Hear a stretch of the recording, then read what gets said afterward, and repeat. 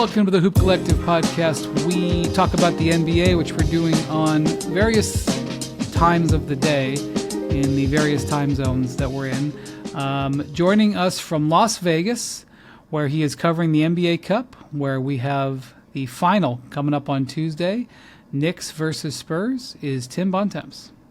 I mean, there's only two time zones on the pod, given our co-host is not too far away from me in Vegas. I will also say, Brian, at lunch this afternoon, I got the very great pleasure of sitting with a couple of folksy guys, our guy Ben MacMahon and Michael Corleone Wright, and watching MacMahon and watching Corleone and MacMahon go back and forth talking about 1990s high school football players in Texas, where they're just rattling off 24 players who went to various colleges that they played with and against and I'm knew sure from as a various New Yorker, places. you took that very well. Oh, I thought it was great. And then on top of that, they start arguing about what the wing tee is. So MacMahon starts getting salt shakers and ketchup packets and is Like then a true Texan. diagramming wing tee plays from their high school days. And then they're going back and forth about that. It was a delightful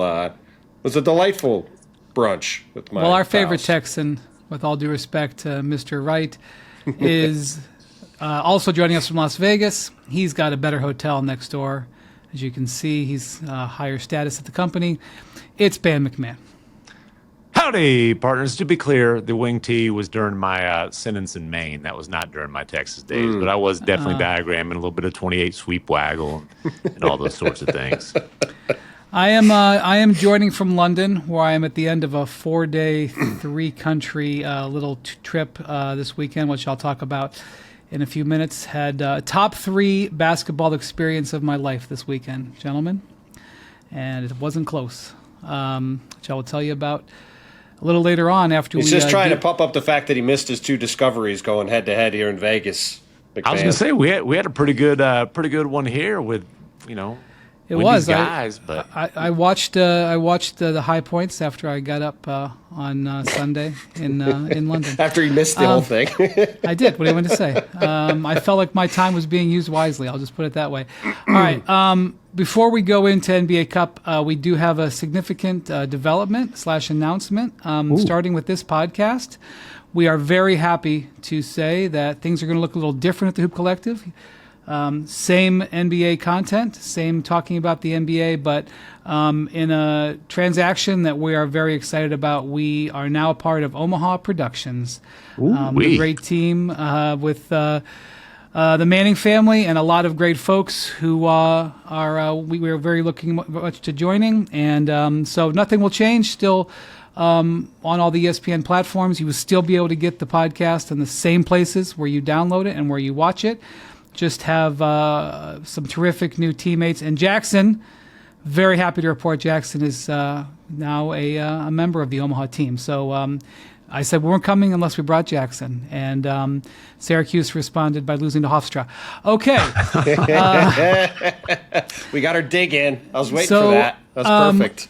That news made it to me across the Atlantic. Somehow that broke through. It sure did on our group text. Yeah, Yes. Omaha's going to be great.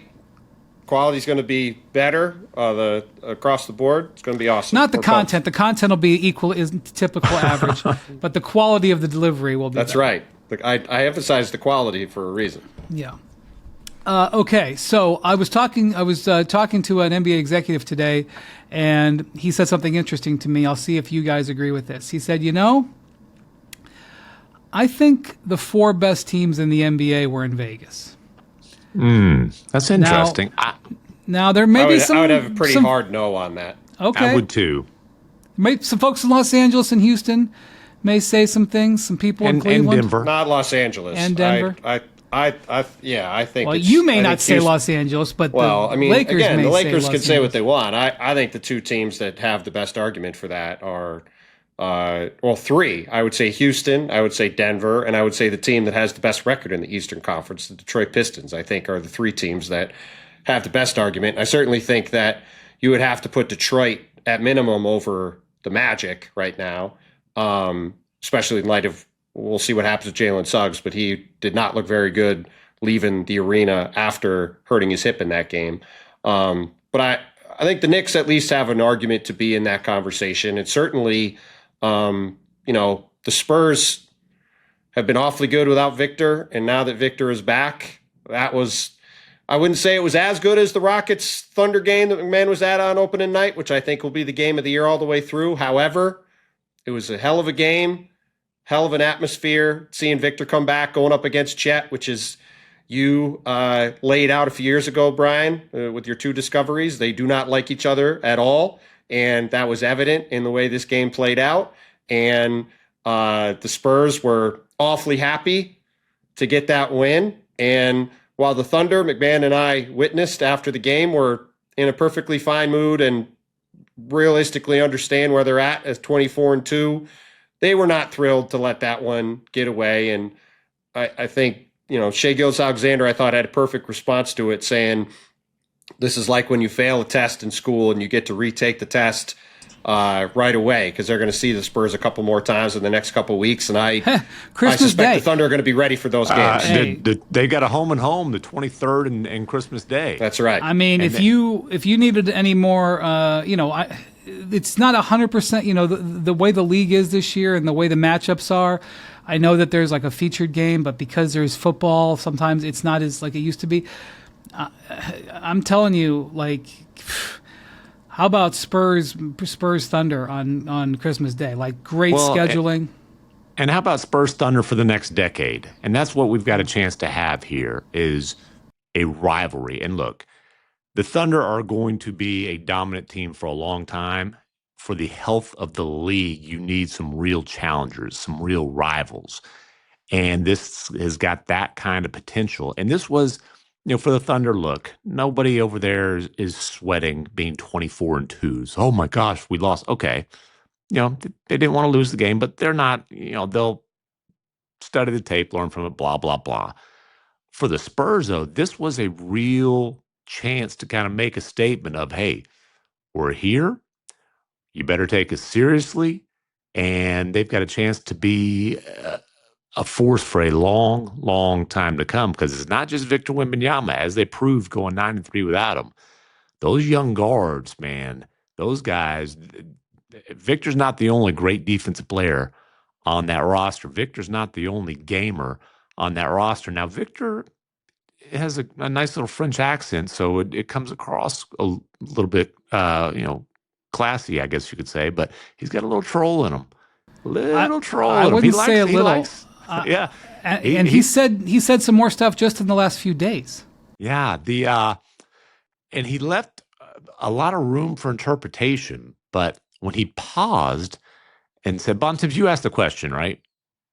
That is correct. Okay. So I asked Victor Wembanyama, how much fun was it to get back on the court after a very long wait? You've been chomping at the bit to play, and to do so on this stage against this team and against a guy in Chet you've had a lot of battles with in the past. And I mentioned Chet on purpose because I was hoping it would lead to a decent answer. And Victor, in his way, delivered a decent answer. And people have probably seen bits and pieces of it by now, but I would like to read the answer, because the end of it in particular was a very good answer. He goes, "Oh, you can't imagine. It's just incredible. I kept asking these guys for the last 12 games, just get better and do some beautiful things, and I just wanted to be a part of it. I'm glad that we can still do it when I'm here. I'm happy with that, of course, but I'm just glad to be part of something that's growing to be so beautiful, so pure and ethical basketball." Pure and ethical basketball. Which you could take as just he likes the way the Spurs are playing. You could also take it as a jab at his arch rival and the team that will be their arch rivals, I think, for a while. Along with, by the way, we're talking a lot about Spurs-Thunder, and that's going to be a great rivalry. We were talking about this at lunch with Corleone. The Rockets are also a team with a bunch of young studs and are going to be awesome for a long time. And then, by the way, you've got Cooper Flagg in Dallas, where if they can get their act together around him, like, yes, they've got a lot of catching up to do, but that's a pretty nice place to start, too. Like, sounds like an I-35 corridor situation. I mean, just the whole Texas Triangle Plus is going to be an unbelievable possible epicenter MacMahon of has the league for a so while. many 36-minute flights in his future. Hey, it's like 42 to Houston. He's going to be adding up segments like crazy. It's just awesome, though. I mean, I made a. You guys will make fun of me. You can make. I mean, Bontemps will make fun of me on this. I'm opening myself up for mockery with what I'm about to say. Okay. You're good at that. I viewed what I did this weekend as a pilgrimage. I viewed going to see the first game between Chet and Victor as a pilgrimage. Yeah. Because you had to be there for your discoveries. You had to make sure you announced to the world that you discovered these two guys who were drafted first. There's a second difference in the between becoming familiar with and investigating and discovering, and that's But I felt from day one, and it's probably one of the most energizing moments I've had in the last 10 years in the NBA, was the first quarter or the first half that those two guys played, and what they said about each other after the game or didn't say, and their interaction that they had after the game. And I always remember it, and I would love it if this is just the beginning of many. Although I certainly am not taking anything off the table for any of the other challengers in the West, particularly Denver and particularly Houston. Well, listen, the other teams are still going to be there, but these guys, assuming health, these teams are going to be butting heads for a long, long, long time. Yeah, assuming health, Chet Holmgren is going to, I believe and hope, be a big part of USA basketball. Mm-hmm. And, Victor is one of Victor's biggest missions is to bring a gold medal to France. And it is one of the things that is upset him, not upset, but is something that he wants to get over in his career. He's lost now to the Americans twice in gold medal games. He's only, 21, 22. Yeah. But it's happened twice, and he's... Well, and the real genesis of the rivalry of those two guys is that under-19 championship game in the World Cup 4 years ago, where ironically Kenny Lofton, who's a guy who has bounced around as a two-way, was really the star of the game for Team USA, a 6'7" cinder block of a guy, helped them get that win down the stretch. And that is actually interesting to point out, because down the stretch of this game with Oklahoma City, the Thunder did something that we've seen them do before, and I think we'll see them do again, which is they didn't use Holmgren always on Victor. They used Chet Alex very Cruz. rarely guarded Victor one-on-one. That's the thing. As much as Yeah. we're talking about these two guys as a matchup, it's really not that much of a matchup. And a lot of teams are using the bigger, stronger wings. In this case, J-Dub or Alex Caruso, and then sending bodies at Victor. And even when Victor was playing great in the first half, like every time he put it on the floor, it was like, it was like a ball carrier trying to hit the hole. Like the defense was swarming him. Chet didn't guard him a whole lot. Chet doesn't take the toughest individual assignment very often, especially when Hartenstein's healthy, because he's just so devastating as a help defender. That's where he's just an absolute dominant force defensively. Now, Victor did guard Chet a little bit more, and at one time in particular, Chet was very determined to score on him and very unsuccessful doing so. It was returned to sender with some emphasis. But yeah, it's that individual rivalry is a lot of fun, but they're not out there playing one-on-one against each other very much at all. Yeah, and I actually think that the other direction, I was talking to some scouts, and look, I want to be clear here, again, before I say this, because it's not like anybody's shutting him down, but in recent games, some of the strategy, I think Phoenix did it, Minnesota did it, and the Lakers. I'm talking about defense on Shea. Oh, on Shea. Okay, I thought you were talking about I was pivoting there. Sorry. So we talk about the defense on Victor. I was talking to some scouts, and they said that the book right now on Shea, not that it shuts him down, to be clear, despite the fact that Shea is an expert at drawing fouls, is to play with increased physicality, even if that means putting a shorter defender on him, because teams try to put length on him because he's so tremendous at shooting, And this was definitely the strategy for Stephon Castle, who, He's a stud. especially late in the game, there was the one possession where Castle was on Shea, and Shea couldn't, really down the stretch, I would say in general, Shea couldn't get to his spots, which one of the things about Shea's game is that his ability to get to his spot no matter what and do it at his speed and his tempo. Well, the possession you're talking about, to be clear, was the Thunder got the ball down 4 with 38 seconds to go, prime opportunity to go for a 2-for-1, and Shea was trying to get the 2-for-1 and trying to get into the paint, and it just took him 14 seconds to do so. And so by the time Chet got the ball at the rim and ended up getting fouled by Victor, they were down to, I think there was 24-3 on the clock. And so their chance to get a 2-for-1 went away, which is where we got into the annoying, back and forth intentional foul game for the final 24 seconds. But that was all generated by the Spurs perimeter defense not letting Shea get to a shot with 31 or 32 on the clock to give them a chance to just play defense one time and have a chance to tie or win the game. And the Thunder felt like they got too stagnant offensively. They felt like they didn't move the ball around. They didn't move. It's a lot of individual isolation, ugly possessions for them. And they're usually a great ball moving team, even though Shea is obviously one of, if not the best one-on-one scorer in the league right now. But they felt like you got to make Victor move. So it's not even making the shell move. It's making the best rim protector maybe that we've ever seen move. Yep. They felt like he was able to kind of plant himself near the basket way too easily. But again, like the Spurs have some dudes on the perimeter defensively. Stephon Castle, as much as we've talked about Amin Thompson, Stephon Castle's that type of defensive talent. Plus, he's a guy who can go to LA and give you 30.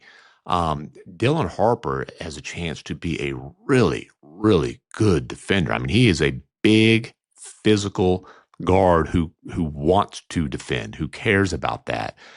It's not Victor Wembanyama is not the only reason that the Spurs are an elite defensive team. He's the primary reason, but he's got some dudes with him that are really, really good on that end of the floor. Well, I told MacMahon and Mike this last night during the game. I hadn't seen the Spurs play in person in a while because they haven't been in the Northeast this year. Last year, most of the year they were without Victor. They're a massive team across the board. Like, all their guards are big. De'Aaron Fox might be the smallest guy they play, and he's 6'4" and long. Dylan Harper's a big guard. Castle's a big guard. Devin Vassell is a big wing.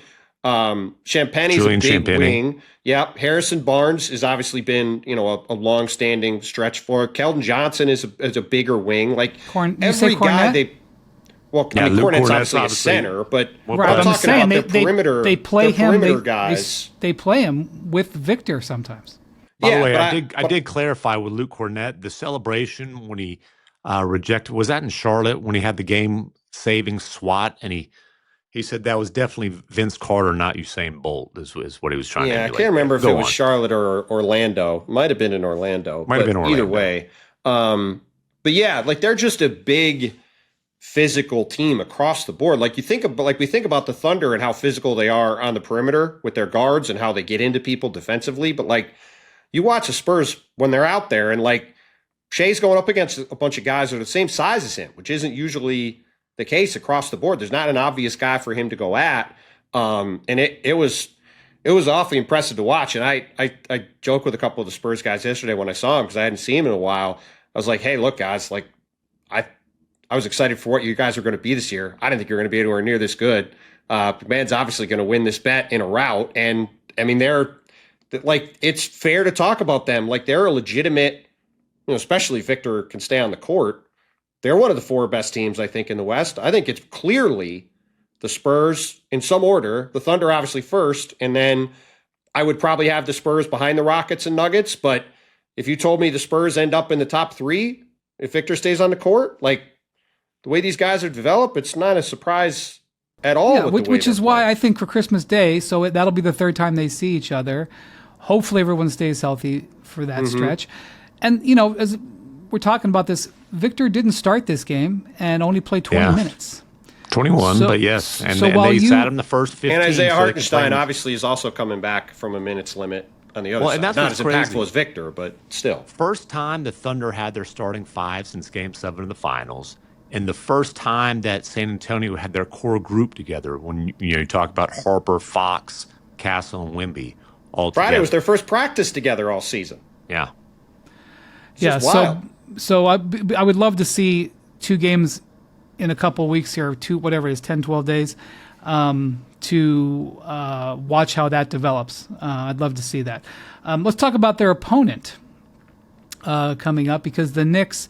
I ran into a Knicks fan over here in London, and he was telling me how he's a season ticket holder, and he was telling me that he genuinely gets emotional when watching Jalen Brunson play, partially because the Knicks, he's wanted a player like this for decades, and he didn't get to see Brunson's game the other night because he was over here, but Brunson goes for 40 in another brilliant performance in leading the Knicks to a win over the Magic. I think they won by 12. The Knicks, look. There were times where we weren't sure how they looked early in the season. When they've got their full team, which they have at the moment, because Anunoby is back and Josh Hart's playing well, and Towns had, he's not going to shoot this well every game, but Towns had a good shooting game. And you got Brunson doing Jalen Brunson. They're an extremely formidable team, and they currently don't have Deuce McBride, who's been on an absolute heater and is shooting 45% from 3. They got really good minutes in this game from Tyler Kolek, who played really well off the bench. But they're that much better when they have McBride able to come off the bench with Mitch too. They've been in a really nice rhythm for the past few weeks, and obviously they played great in this game Saturday. Though in the first half, Jalen Suggs and Jalen Brunson were going back and forth. Suggs had 25 at halftime, the best offensive half of his career. He was amazing, and it was just a real bummer. Happened right in front of me. He tries to drive in the third quarter. OG Anunoby steals the ball away from him, and he immediately let out a yell. He was grabbing at his hip after that. Couldn't stay. Tried to stay in the game for a while. Eventually came out, and Suggs is one of my favorite players in the league to watch. He's like an evolutionary Marcus Smart almost from his prime days in Boston. He's constantly flying around making plays. The Magic are way better when he's out there and playing well. And I just hope this injury isn't a long-term thing, because that would be on top of losing Franz for a while with this high ankle sprain, that would be really rough if they lose Suggs for a while too. But the second half, the Knicks just really took over, and Karl Towns played great. Hart and Bridges were making shots. This was a game that was the vision. 61% in this game against a good defensive team. And this game was really a vision of what Mike Brown wants this offense to be. Because yes, Jalen Brunson was the headline guy with 40 and 8 and taking 27 shots in this game, shooting 16 for 27. But you've got OG Anunoby with 24 and 13 shots. You've got Karl Towns with 29 and 11 shots. You've got Josh Hart with 12, 6 and 6 on 12 shots. You got Bridges with 16 on 13 shots. That's what Mike Brown wants. That's what these guys want, is an egalitarian, move the ball. Jalen Brunson with the ball more than everybody else, but not having to pound the ball and create every single shot like he did last year. And against a really good Magic defense, you saw the Knicks control this game with offense, and that's why they're playing San Antonio on Tuesday. Well, and there are questions about what the ceiling is. Is there a championship ceiling with a small ball-dominant guard like Brunson? And I would say that's a fair question. I would also point out that, as you said, he's less ball dominant now, and then it's I don't know what egalitarian means, but I think it means more guys are touching it. That is what it means. Sharing the ball. Listen, the Knicks got relevant again after they signed Jalen Brunson, and you can doubt all you want, but he's a small ball dominant guard who has a track record of showing up in the playoffs. And, he's a champion going back to Villanova. When he had a chance with the Mavericks, when they desperately needed him, Luke is out with a calf strain. The guy goes for 41 and 31 and wins over the Utah Jazz. And he's consistently showed up in the playoffs for the Knicks. So I'll take my chances with that guy as the face of the franchise and as the dude who's going to have the ball in his hands more often than not. Yeah. The thing is, when Jalen Brunson is in his bag and on his game like this, they elevate to another level. And offensively, they remain the number 2 offensive team in the league. I think they're in the top 5 in most shooting categories. And they've got a lot of different guys they can go to, especially when when Anunoby and Towns are moving, and even Bridges. He's having a strong season, and so Cat really hasn't gotten rolling yet. Correct, and so this is a great opportunity for the Knicks. Look, the Knicks. Let's just be honest. You can make fun of the NBA Cup if you want. You can make fun of putting the banner up. I'm not sure I'm down with putting a banner up for it. It's a ribbon. It's a ribbon. Although I was at, well, I'm not even going to say that, but I come on, you can't do that. No, I'm not going to say that. But they haven't put up much to celebrate. They haven't put up anything. They haven't put up any ribbons in a long time, much less banners. Hey, I will say this: the Spurs were awfully happy to advance to the championship game. I think Keldon Johnson, in particular, he's on this quest to buy a llama. He's certainly, I think he's got enough for several llamas at this point with the bonus money. But I thought he was trying to get his own show, like DJing on Sirius. Well, that's the thing. As old Michael Country Wright told me on the hit YouTube show, Howdy Partners, the folksy show. Yeah, Mike loves the word folksy all of a sudden. Anyways, Keldon travels with like the modern day version of a boom box, like the speaker, Bluetooth, and all that. And he has very eclectic musical tastes. And so last night, the visiting or the losers interview room, the smaller interview room, was neighboring the Spurs locker room. So we're sitting there waiting for Daigneault. Party in the USA, Miley Cyrus is blaring through the walls from the Spurs locker room. Now, they'd managed to get him to turn it down before Daigneault's press conference started. But it was party in the USA in the Spurs locker room. They're pretty excited. And again, hey, good for them. A young team that it's not a statement win that they're better than the Thunder. Like, we're not going to go overboard. It's a statement win that they're on a big stage and they deserve to be there, and maybe get used to them being on those kind of stages. That would be great. So looking forward to Tuesday night. Looking forward to you gentlemen covering it out there. Oh, I'm going home. Monday night. Home? The Thunder are bouncing. I'm heading home, baby. This is a Corleone, Vinny Goodwill, and Bontemps production from here on out. All right, fine. Then I look forward to waiting for Bontemps to finish working so that we can record the podcast. Thankfully for us and our recording time, the Thunder lost, because if the Thunder had won, God knows you'd have been up till 4 a.m. waiting for MacMahon to craft his missive for .com. So we'll be ready a little sooner now. So we had a couple of unfortunate situations in the NBA happen. The Cavs, who are just they're having a bit of they had a charmed season last year. They're having a bit of a cursed season this year, particularly with injuries, and they have a double setback. One is short term. They lose to the Charlotte Hornets at home tonight, which is just a tough loss. They were coming into a stretch of 6 games here leading into Christmas Day where they were playing, basically 6 of the weaker teams in the league, and they were hoping to sort of pivot around on this. They beat Washington by 2 points on Friday. Donovan Mitchell had 48 in the game and had 24 in the fourth. He had 24 in the fourth quarter to truly escape with a win over the Wizards.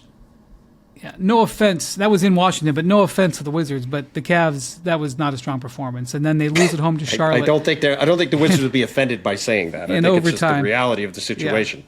They lost to Charlotte in overtime. They gave up a 3-pointer to Brandon Miller with less than 5 seconds left. On Sunday, they lose at home in overtime to Charlotte. And by the way, we're losing the entire game, and it would have been a great escape to escape with another a win escape in the game. I was going to say, yes, their second straight great escape against a and then they didn't team. score. They didn't score in overtime at all against. They didn't score Hornets. 1 point. No, didn't That's score in not overtime. Good. Oof. And yeah, look, I mean, you obviously said, as you said before, Brian, the Cavs had a charmed season last year. They are having a lot of injuries this year. But as we've talked about before, they have a roster full of guys with long-term injury question marks. It's not a shock they're dealing with injuries to several of them. And now they're going to be without Evan Mobley for a while, and they've been barely winning these games with Donovan Mitchell and Evan Mobley together. So now without one of them, it's going to be tough. We just saw John Morant come back from his calf injury, and another star player on the shelf with the calf injury, Evan Mobley, out 2 to 4 weeks with the calf injury that he suffered against the Wizards. And Mobley, while people in Cleveland like to hold him to a high standard, which is totally fine, he's a supermax player. He's a defensive player of the year, second team All-NBA. He should play to a high standard. He seems to be the guy who gets blamed a lot of times for stuff, as if he's not performing. That's my experience in talking to a lot of folks in Cleveland. You're now going to see how important Evan Mobley is, I suspect, because not having him is going to have effects on the defensive end of the court. And they give up 100. I guess it was overtime, but still 119 to Charlotte. And the other Charlotte thing without is, LaMelo Ball, by the way, for better or worse. And the Cavs did get Jared Allen back in this game. He's missed a bunch of games with a hand injury, but Darius Garland has not been the same player since he re-injured his foot a couple of weeks ago in Miami, and it's his foot. As the NBA players say, he's active, so you have to take it for what it's worth, but he is not the player that he was before he had this foot injury last year and then re-injured it this year. And I mean, he's been awful. I mean, he can't make a shot. Yeah, he's way under 40%. He can't make a shot, and he can't create separation, and I don't think it's due to skill. I think it's due to the foot. Well, and Donovan Mitchell today, we're talking about 6 of 24 from the floor, 1 of 11 from 3-point range. They're not going to even beat many bad teams when Donovan has that kind of an off day. Yeah, that's why they didn't beat Charlotte. And look, like the Evan Mobley thing sort of sums up where the Cavs are at, right? Like Evan Mobley's been fine this season and is obviously a very good player and like is a big part of them being a good team. But for the Cavs to be a championship level team, truly, for them to be up there with Oklahoma City and these other teams, Evan Mobley has to take another step offensively, and he hasn't.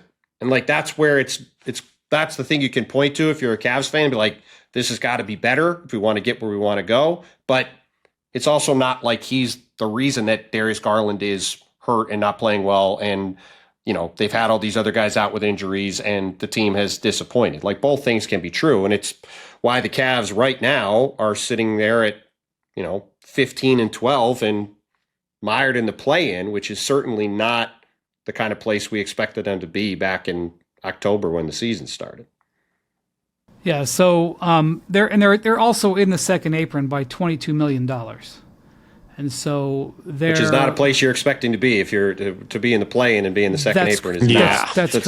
Not what you're looking for. And also the idea, I see this is a common thing for fans when a guy goes out. They say, well, we'll do this, sign this player, trade this guy. It's not that there is a 0% chance that they're going to make a trade that's going to fix everything, but all these folks who I know who are Cavs fans are like, well, what about this? What about this? And I just keep saying, I'm sorry to be the spoil sport. I sound like the USWB. Second apron, second apron, second apron, second apron. That's why the second apron exists for high spending teams. People think about it for the Clippers and the Warriors and teams like that, and I get it. But Dan Gilbert's got plenty of money. He's been willing to spend the money, and like this is why it exists. So teams in this position can't just add and add and add to their roster if they want. And the Cavs are. That's part of the reason why the Cavs are in the spot they're in right now. And by the way, little different context on USWB these days. He's very pleasant around the Spurs, no longer poo-pooing the Spurs. Also, on social media, it's not urine stained wet blanket. It's unbelievably. This has been workshopped for days. Don't step on my line. I just haven't had a chance to say it. Yeah. Unbelievably soft, warm blanket. Tim Bontemps. Everything's awesome on that Twitter every day, baby. There's a lot of great stuff happening in the NBA every day. There This is is, good for and people we to do know. appreciate you letting folks know about it on This a is daily good for basis. people to know. Yeah. Yeah. So the other thing that another big man in the Eastern Conference, kind of upsetting update today from the Atlanta Hawks, that Kristaps Porzingis, who had his season last year derailed by an injury or by an illness that was actually causing his heart to race. And they thought they got it under control. He had, sought treatment in the offseason, made some lifestyle changes, I believe, and thought he was in a good place. He has been missing a bunch of games. I think it's maybe 6 out of 8, Bontemps, 7 out of 8. 6 or 7 of 8. Yeah. I'll look it up right now while you're talking. And then the Hawks announced on Sunday that he's going to miss the next couple of weeks while he gets evaluated and treatment for this continuing illness. They didn't say it was the same illness as it was last year. He did play for Latvia in Eurobasket over the summer and then, started the season okay. Talked about how he's feeling better, but, forget about how it affects the Hawks, who have been without Trae Young, although Trae is back to practicing, and I think... Should be back pretty soon. Yeah. This is worrisome. You're worrying about how it affects his life and potentially career.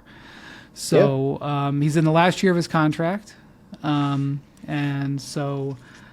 he's been good when he's played too. Like he's averaging 19 points, shooting almost 50% from the field. Like the Hawks have been really happy with what he's given them when he's been available. It's just, obviously he's still dealing with this stuff. And like we've all spent time around Porzingis. I have in New York and Boston a lot. Tim obviously was with him in Dallas. Like he's a great guy. I saw him earlier this year when they played in Brooklyn, the Hawks, and he's really fired up about the situation in Atlanta after the trade. Felt good about where things were at. And just hopefully for his sake, he can get back healthy because like you said, Brian, he's going to be an unrestricted free agent this summer, and it really complicates his future if, he's going to be in and out of the lineup like this at minimum, let alone, obviously, you just want him to be healthy off the court, period.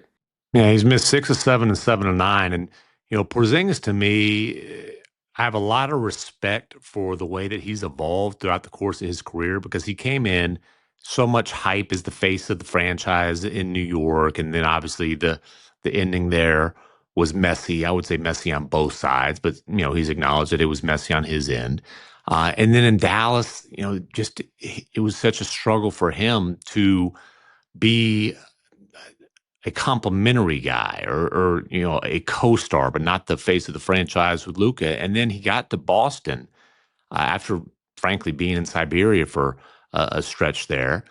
He got to Boston and did such a great job of adapting his game to be a championship caliber complimentary piece and working on his game. So remember the Rick Carlisle rant about the post-up, and then he worked on his game to make it to where his post-ups were some of the most efficient plays. He got to the point where, hey, if he was the third, fourth, fifth option for games or stretches, he was fine with that. He was going to find ways to help the team win. That was a huge question when he got traded there, remember? I mean, I'm sure you got asked it, Tim. Like, I got asked it by a lot of people. Like, when Boston traded for him, the big question wasn't, will Porzingis be good for them? It's, will he be good with being the fourth, fifth, sixth option on nights on a deep team? And he came in and was, by the time he left, he was probably everybody's favorite teammate in Boston and was like, just a beloved figure there across the board. And 3-4 years earlier in his career, that probably doesn't happen in the same way that it did with the Celtics. So, yeah, hopefully he can just get himself healthy because it's a lot more fun when he's on the court. Yeah, so that's something that we're definitely going to be keeping an eye on, and hopefully that the Hawks doctors can help him feel better more than anything else. So. All right. Before we go, I wanted to tell you guys about my experience Friday night. Worldwide windy, baby. Yeah, we still haven't. Should we? I don't know if Jackson is prepared for this, but are we gonna be able to let the people have their guesses about where Brian was before we tell them on the pod, or are we waiting to do that? I don't know what our super producer is going to say to that question. Jackson doesn't do a whole lot of preparation. I will. I don't know. If I'm going to send Jackson some videos. I don't know if he's going to be able to put them into YouTube here because I'm certainly not adept at technology, as Bontemps will tell you. Okay. So I've spent the last 4 days basically moving around Europe. I went to Switzerland on Thursday, and I saw a Europa League match, and that's football, MacMahon. It's not. It's soccer. It's not football. There was no wing tee. There was no wing tee. There wasn't no wing tee. I saw Aston Villa play against Basel FC in Basel, Switzerland. And, I don't know if you can find a lot of wing tee now, anyways. But go on. I will say that what I will take away from my time at Basel is the concession. The way the folks there handle concessions is what they do is they buy a box of sausages. A box? Yeah, it's like, I don't know if there's 4 in there or 6 in there or 8, and they bring it back to the table, and it's a cardboard box, and it slides out like a drawer. Okay. And in that drawer is a bunch of sausages, and then they slap a big dollop of ketchup on one side of the top of the box and mustard on the other, and they pass them around to their friends. And they take the big things of sausage and they dip them in the condiments and they just house those suckers. So mid-game. It's a finger food or like a whole hand food. I know. I would have suggested a bun. I think you can get a bun, but the gentlemen that I saw were very happy to just dip it with the straight finger on the sausage. Do they like hand you a whole bunch of napkins, or we just like wipe our hands on our shirt? I would have used more napkins if it were me, but I was a guest in Basel, so Aston Villa won that 2-1. What country's Basel? Where's it is this? in Switzerland. It's actually right on the French-German-Swiss border. People were couldn't have told you that it was bordered by France and Germany. People were speaking both German and French, and of course a lot of them speak English too because we're behind the times. But if we're you're the only dummies that speak one language in the world. I will say this: if you can only speak one language, English is the one to speak. So then, really, the hub of what I was doing on this trip was Friday. I flew to Belgrade, Serbia. This was really the reason I wanted to go. It was the Belgrade Derby, also known as the Eternal Derby, which is there's a number of there's quite a few teams in Serbia, but there's 2 sort of legacy teams in Belgrade: Partizan, KK Partizan, and Red Star Belgrade, both of whom have produced legendary players over the years. Before I went, though, I did stop by and see Mega Basket play. Mm-hmm. Mega is the former team of Nikola Jokic. Among many other players who've come to the NBA. And they play in a really small old gym. And I went and watched this a little bit of this game on Friday, and they have a prospect or two. Another discovery, MacMahon. Yeah. Another discovery. But before that, I actually had lunch with Joakim Noah and Sasha Pavlovic, who I covered for 5 years in Cleveland. Sasha, a former Cav. Joakim once famously said, "Who wants to come on vacation to Cleveland?" Yeah. I believe is so the quote. Actually, I don't want to give it. So Joakim is producing a television show called Nomad, which is sort of an Anthony Bourdain style show where he sort of goes around the world in basketball. There's really not a better guy to do that than Joakim. Seriously. I didn't know he was doing that. He's a pretty perfect person to. And so we I don't know how much they'll use, but we shot some scenes in this restaurant with me, Joakim, and Sasha. Sasha, used to play for Partizan. But Sasha was telling the story. 2011 Mavericks champion was on a 10-day deal. Oh, I Is that right? Got cut to make room. Yeah, they didn't keep him so they could make room for Peja Stojakovic, but he was actually like starting for them at the time, and broke the poor guy broke his nose and got let go. That's did he get a ring? I would think so. He actually, he played well I think he was on 2 10-days. He played pretty well for him. I should ask him. I completely forgot Sasha was on that team. That's wild. So Sasha, this is kind of well known by people in the basketball community, certainly in Belgrade. But 20 years ago, Sasha bought one of LeBron's cars. Is a BMW 7 Series. It's well known in Belgrade. And it's well known he bought a car of LeBron's. I'm just telling you, he says the car is. Is there more a reason famous why? He liked it, and LeBron was selling. No, it. I meant is there a reason why it's well known? That's a very bizarre factoid. He said when he shipped the car over there, people found out that it was coming and like went to meet it at the port, or I don't know how it got there, but okay. But the crazy thing is, he's still driving it. He drove it to the restaurant, and in something you might only see in Serbia, and I say this with love. Guys, he's still got Ohio plates on it. That's awesome. incredible. He is driving LeBron's old car, which when we were at the table, the He shipped it producers. over Does to it have Serbia. a That's personalized actually plate, pretty- the LeBron It's car? not personalized. It's just a standard Ohio plate. Got and it. it's legal apparently. He can't drive it elsewhere in the. Wouldn't it be awesome if Can't he was drive it in the driving EU. this Beamer with like chosen one plate? The Serbians at the table like all asked him, "Do you still have the car?" He's like, "Yeah, it's down the street." Incredible.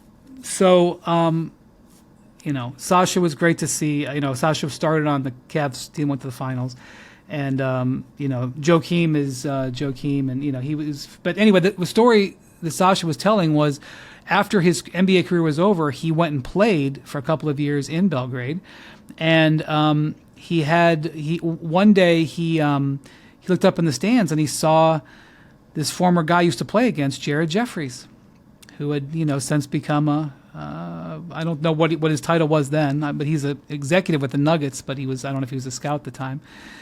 And they saw each other and talked and whatever, and then a couple weeks later he saw Jared Jeffries again, and he goes, "Why are you here in Belgrade 2 times in like a month?"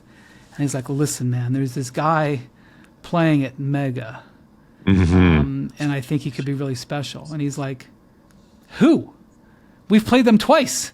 He's like, "This kid, Jokic." And Sasha knew Nikola's older brothers, one of his older brothers in particular. And he's like, "Okay." He's like, "All right, we're playing him next week. I'll let you know." And so we played him, and he was like, he did pretty good for a teenager. He had like 13, 6, and 6, which is pretty good. But so I told, Jared, I was like, "Yeah, he's all right. He can go some good passes." And he's like, "I think he might be one of the best players ever." And Sasha was like, "Get the bleep out of here. Like, don't stop them." So anyway, he told that story. But Good for Jared Jeffries. He saw that Seriously. clearly. this is, He I must don't not think, have been too convincing. I He don't lasted think to so- the Taco Bell commercial in the second round. I don't think Sasha is prone to overstatement. I mean, the man Be a drives random 20 story to car. make up. I'll just put it that way. I will just say that the car that Sasha was known for when he played for the Cavs was a yellow Ferrari, which he used to drive around Cleveland, and his A lot more teammates car were like, talk than I guessed "What? on the pod. What the heck are you doing driving a Ferrari in the winter in Cleveland? You must be a crazy." And so I told Sasha, I said, "Sasha, everybody used to call it the Bumblebee." He goes, "Yeah, I still have it. It's here."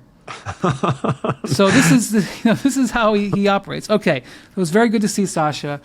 But what I went there for was the Serbian Derby. And like every time you have a Partizan versus Belgrade game, it is an intense experience. Okay, it's one of the reasons why I wanted to go there.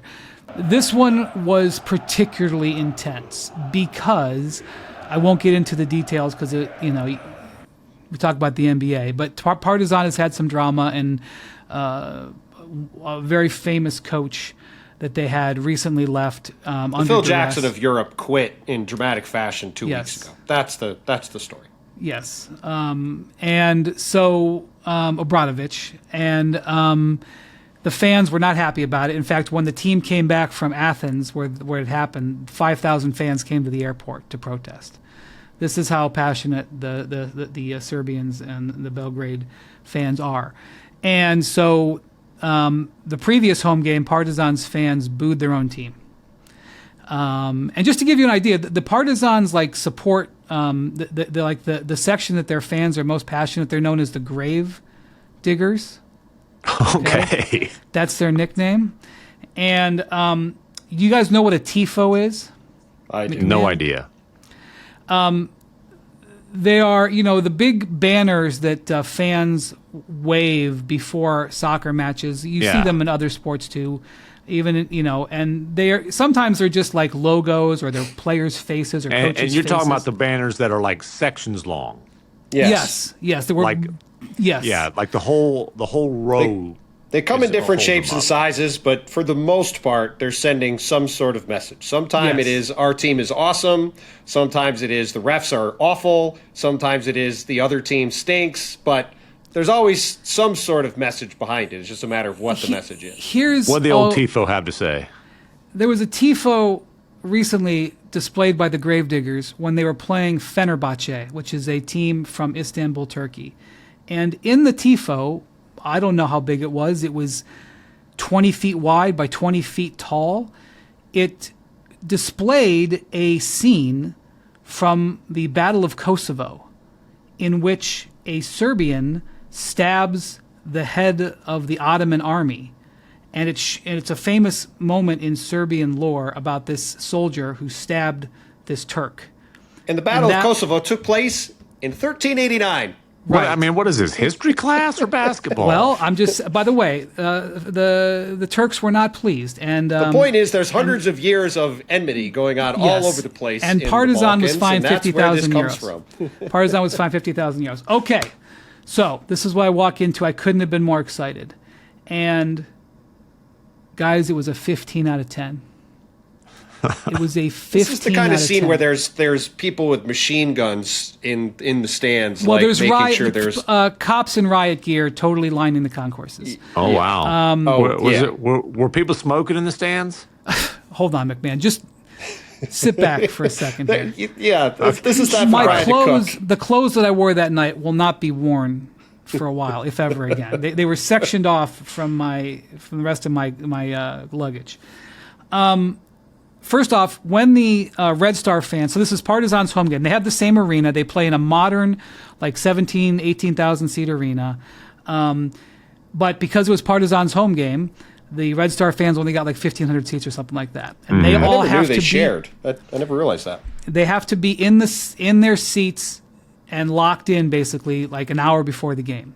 So like an hour and a half or so before the game, the Partizan fans march on the arena and they're shooting off fireworks on their way to the arena. Like, here we come, okay? Their riot police get them in, and once they get, and they're afforded the end zone seats in the second deck or the third deck, whatever it is, the top seats, the worst seats in the house. They're locked in, and they got, now, they do a full search when you go in, okay? And I don't know how people get this stuff in, but you are fully searched. I don't want to know. Okay? I have been told that people come in to the arena at other times and hide things in the arena, or maybe they bring them in other contraband ways. I don't know. But, okay, they're in there. Now, what do you mean by that?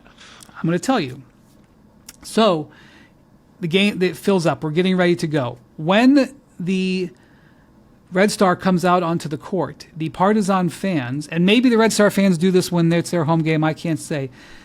By the thousands, they whistle. Mm-hmm. They whistle, and it creates this deafening, ear-splitting, uncomfortable sound. And they do it whenever they want to upset the opponent the rest of the night. When the referees are not being enjoyed by the home crowd, objects come out of the stands, mostly lighters.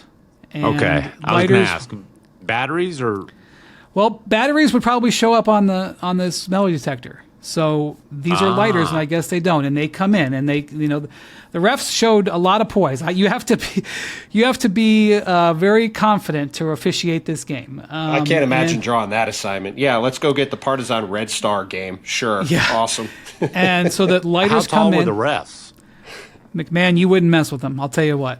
You would not say anything to anybody. The Balkans are not the home of people under your height requirement. The environment was absolutely amazing. There's flags waving in the crowd, giant flags waving the entire game. And then the flares start. They start ripping flares, and there's giant plumes of smoke and bright lights from flares.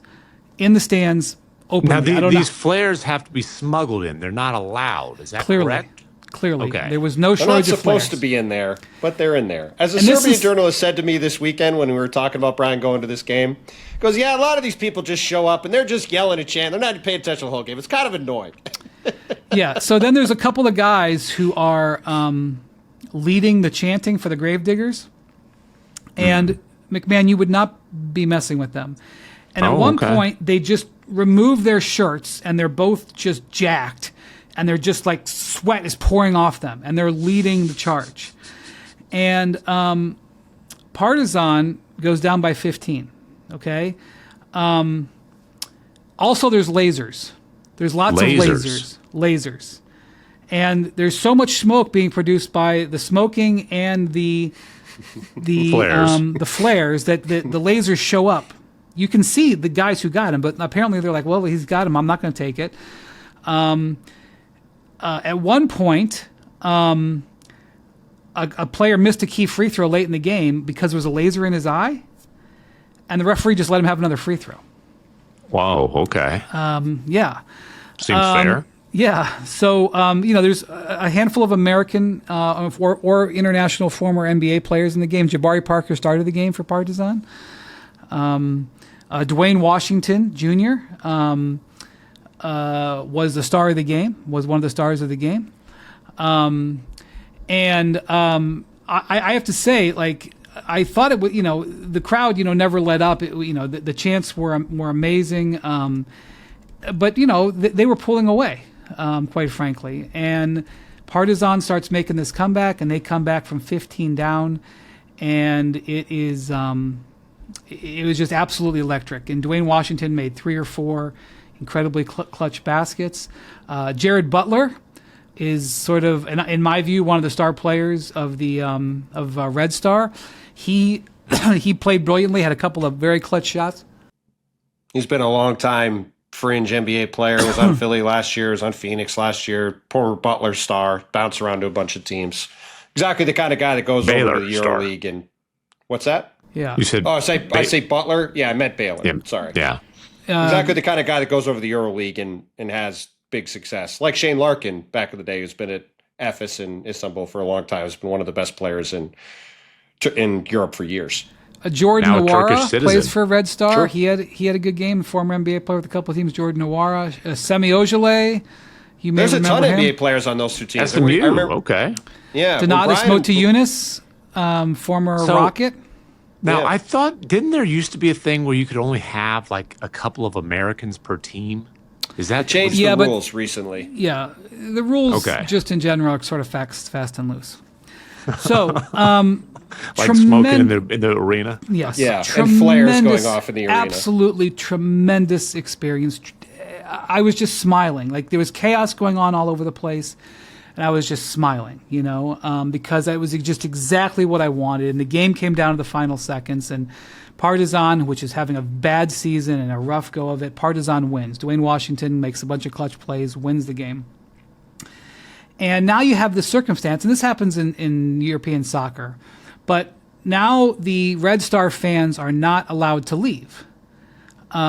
Because they are held in while the Partizan fans leave. They don't want and the thing about Belgrade is that this is not like other rivalries in other cities where there are neighborhoods that are, I hate to bring up White Sox Cubs. It's sort of embarrassing to compare it. But, north side versus south side, this side of the tracks versus that side of the tracks.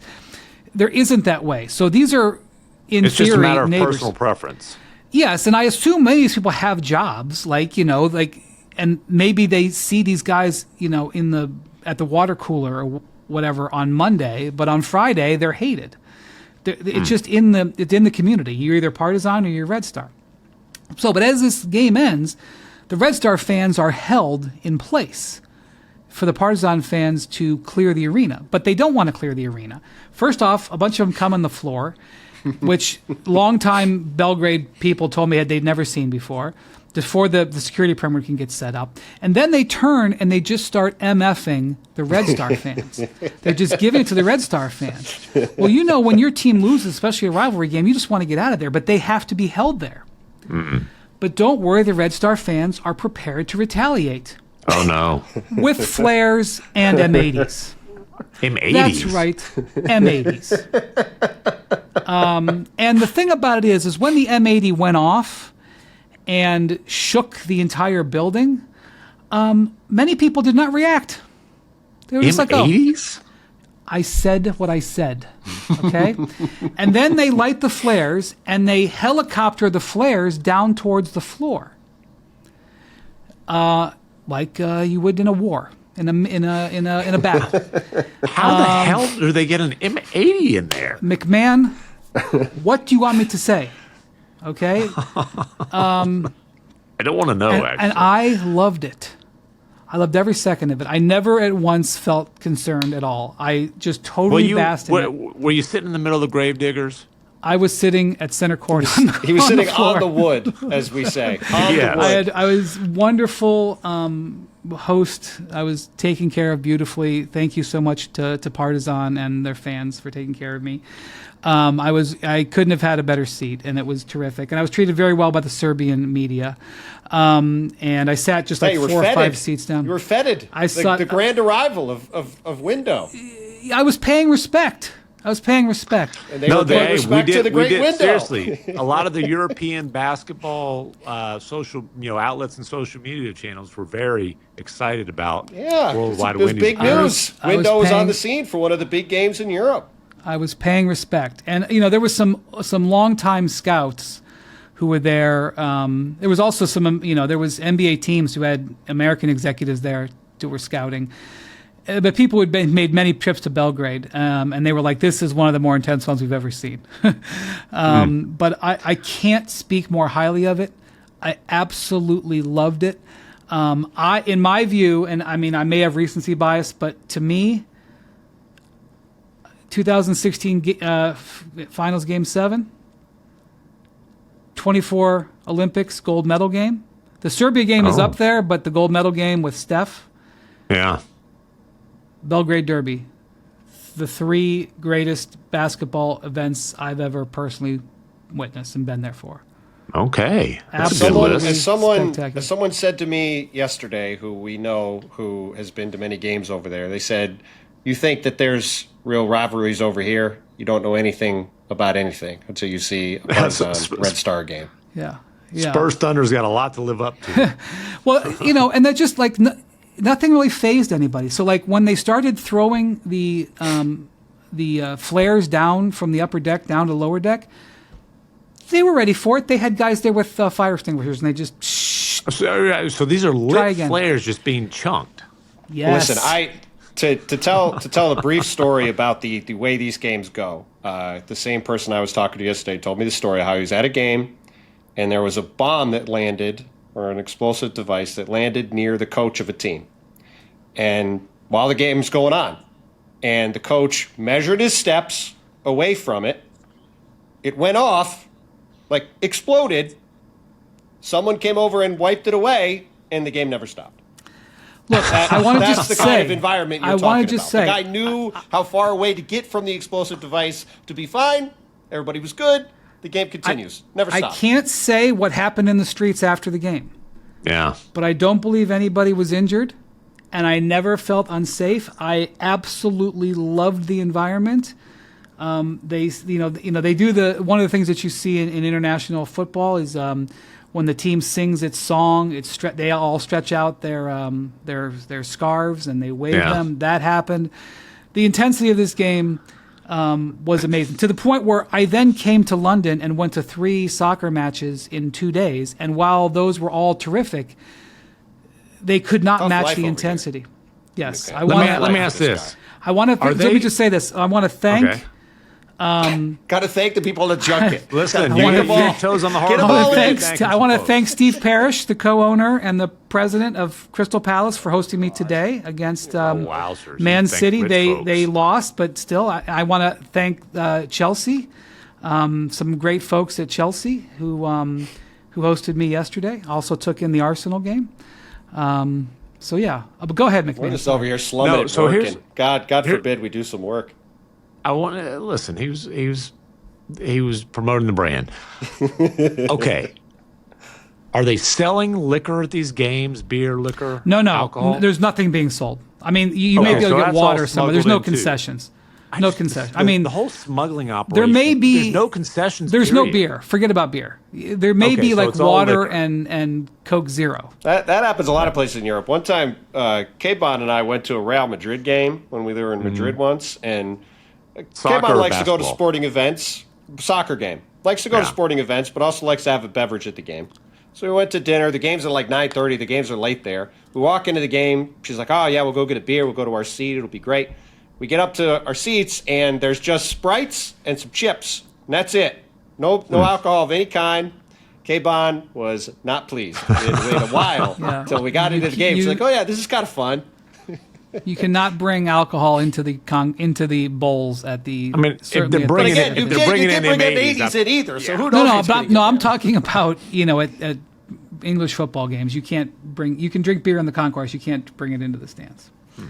So now in Basel, the Swiss allow it, and they do. I saw MacMahon. You think how would this have flown at like a Cowboys game? I saw people bringing in one guy bringing in 6 beers at a time. 6 Huh?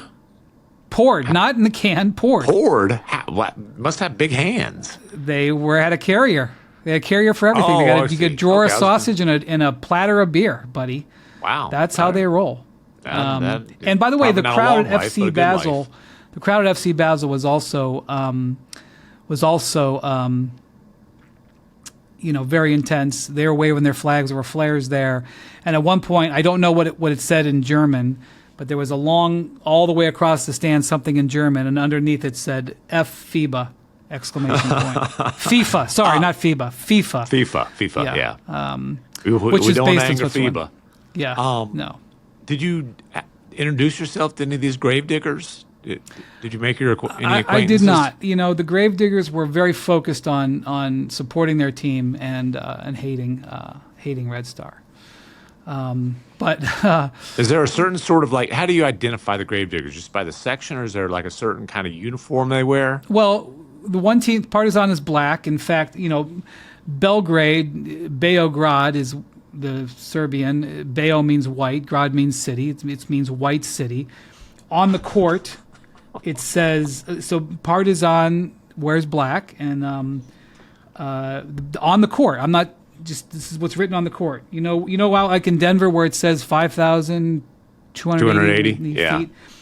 It says Like in Miami, where it has the paragraph in the paint. That's Come right. on. They just have a sentence. It says black team in a white city. In the white city. Black team in white city, or black team in the white city. In English, is what it says. What do you want me to say? That's what it says in the court. And then Partizan is red. So Partizan is red. I'm sorry, Red Star, obviously red. I was going to say red versus Star black. is Red versus black. Now I'm confused. Red versus black. That's the, in Manchester, you're either blue or red. Man U or Man City. In Partizan, or in Belgrade, you're either black or red. Yeah. That's the way it goes. And but anyway, I had a terrific experience. Obviously, I've gone on about it here. Absolutely it's an loved it. all-time basketball Couldn't- thing. I am very Couldn't have jealous. been. I've And they always play wanted to go each see other a Partizan number Red of Star times game. a year in different competitions. They Right. play in the Adriatic League. They play in the Serbian League. But this was a Euro League game. And so this was the... When the you know, the EuroLeague higher hyped it stakes up, game. it was early in their season. It was like rivalry Yes. week. It was a big deal all the way around. Obviously made bigger by Windows' appearance on the court side. But yeah, I hope to someday get over to see that one too, because that's Yeah. if you're a basketball fan, that one and Olympiakos and Panathinaikos in Greece are the two Yes. games that I've always been That's told that correct. you need to go see. Yes. By the way, in Basel, the stands where the fans are separated from the pitch by like 8-foot high slanted like barbed wire fence. Oh my God. So In Switzerland? in Switzerland. I always thought Switzerland was a little kind of tame. European sporting events are no joke, McMahon. I am telling you, it was not. No joke. Let's just say that when I came over after experiencing Basel and then Belgrade, and then I made it for Saturday afternoon's Chelsea-Everton match, which Chelsea is one of the classiest Stamford Bridge, their stadium was the first time I'd been there. It's like an absolutely pure class venue. It was not quite the same. It was a great atmosphere, but not quite the same as Belgrade the night before. I like in Switzerland. I think of like hot cocoa and skiing and stuff. That's what I was ordering. That's where it's like most places, but the football matches are different. I mean, when we were lucky enough a couple years ago, we were in Italy to go to the Milan derby with AC Milan and Inter Milan playing at the San Siro, and the ultras, which are the same fans there. They're like, Kelly thought people were going to die. They're like hundreds of feet up in the air, hanging off of railings, screaming and yelling and bleeding chants and blowing off flares. And like, she was like, what? She was just like, what are these people doing? Like, are they going to survive this game? I said, I don't know, maybe. Someone might fall. Happens. Like, now, Wendy, it's just an unbelievable experience. Where did you sit at these proper football matches? I was afforded... He was fed on the junket by the people who hosted him, including the owners of the teams. So think about where he was at. That's all you got to say. I was, you know. Did you have climate control?